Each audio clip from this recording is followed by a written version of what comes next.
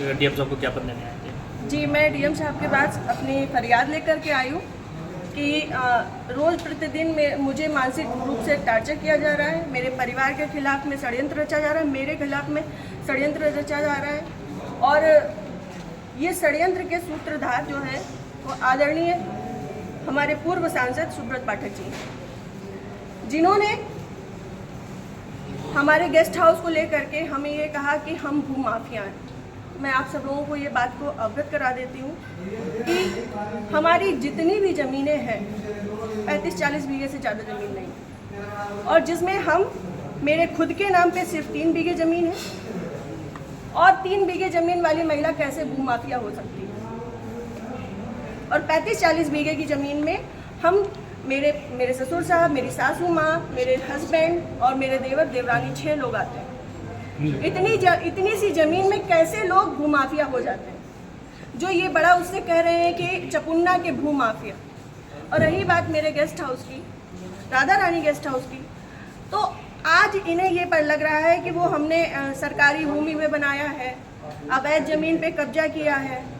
तब क्यों नहीं लग रहा था जब 5 साल से उसी में दावतें खा रहे थे, भारतीय जनता पार्टी की मीटिंगें कर रहे थे, हमारा पैसा खर्च करवा रहे थे, रोज मीटिंगें हो रही थी, तब क्यों नहीं ये आपको लग रहा था? आप पूर्व सांसद के ऊपर एक आरोप लगा रहे हैं, बिल्कुल, आप भी बीजेपी के कार्यकर्ता? मैं बीजेपी की कार्यकर्ता हूँ और बीजेपी में ही काम करती हूँ शुरू से लेके लास्ट तक, जब तक मेरा जीवन मुझे अलाउ करेगा, जब तक ये कन्नौज के नेता मुझे सहज भारतीय जनता पार्टी में रहने देंगे, तब तक मैं भारतीय जनता पार्टी की ही सदस्य हूँ।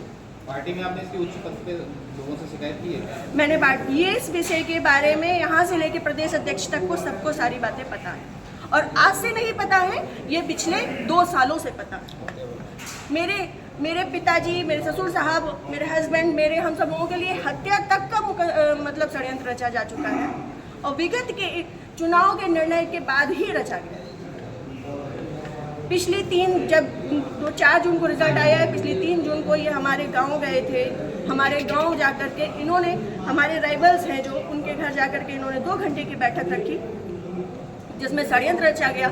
और उसके बाद ही उसी दिन इनके एक प्रमुख कार्यकर्ता कहिए, चमचे कहिए, कुछ भी कहिए, वो जीतू त्रिपाठी, उन्होंने मेरे ससुर साहब को फ़ोन किया, जिसकी मैं रिकॉर्डिंग आप सबको भेजूंगी और चाहूँगी कि मीडिया में आप चलाएं। उन्होंने मेरे ससुर साहब को धमकी दी कि अगर चपुन्ना चुनाव नहीं जीता तो आपको 4 तारीख के बाद देख लिया जाएगा। उसके बाद से ये सारा षड्यंत्र रचा गया। क्या चुनाव हरवाने में आपका भी श्रेय जाता है? मैं भारतीय जनता जिस पार्टी तरीके से वो की आरोप लगा रहे हैं, क्या वो कुछ भी कहे? वो तो ये भी कह रहे हैं कि भाई नेहा त्रिपाठी ने 20 लाख रुपए ले लिए थे सपा से। वो तो उनका मुंह है, कुछ भी कह सकते हैं। पर मैं भारतीय जनता पार्टी की कार्यकर्ता हूं, और सभी लोग सोशल मीडिया जानते हैं, चलाते हैं, सभी लोग मेरी आईडी में देख सकते हैं कि मैंने किस तरीके से काम किया है। मैं सुब्रत पाठक के लिए काम नहीं करती, मैं भारतीय जनता पार्टी के लिए काम करती हूँ। आपने प्रशासन और पुलिस से शिकायत की इस बारे में? जी, मैंने पिछली 25 तारीख को प्रशासन पुलिस से शिकायत की थी, जिसमें सीओजी की टीम गठित है, और अभी तक कोई भी पकड़ा नहीं गया। क्या मानती है पुलिस, प्रशासन और पुलिस दोनों लापरवाही कर रहे हैं?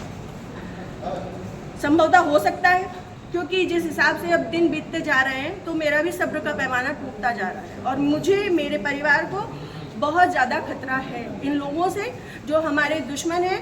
चूँकि सुब्रत पाठक जी ने, हमारे जो राइवल्स हैं, सभी आजीवन कारावास के मुजरिम हैं। सभी आजीवन कारावास के मुजरिम हैं। मैंने इसमें लिख के भी दिया है, संदीप तिवारी, प्रदीप तिवारी, मनोज अग्निहोत्री, ये बलात्कारी केस के और आजीवन कारावास, गैंगस्टर, इन पे सब तरीके की धाराएं लग चुकी हैं इनमें, ऐसे लोगों के साथ में। और जिसको इन्होंने हम लोगों की सुपारी दी है, अखिलेश यादव उर्फ छक्की, वो इनके, हाँ, यहाँ ठटिया का ही निवासी है, गांव झहुआ है उसका। वो इन लोगों के साथ में, सुब्रत पाठक के साथ में भी जेल में रहा है और इन लोगों के साथ में भी जेल में रहा है, और अभी फरार है। और इन लोगों की मोटरसाइकिल भी उनके पास है, अभी तक वो भी बरामद नहीं हुई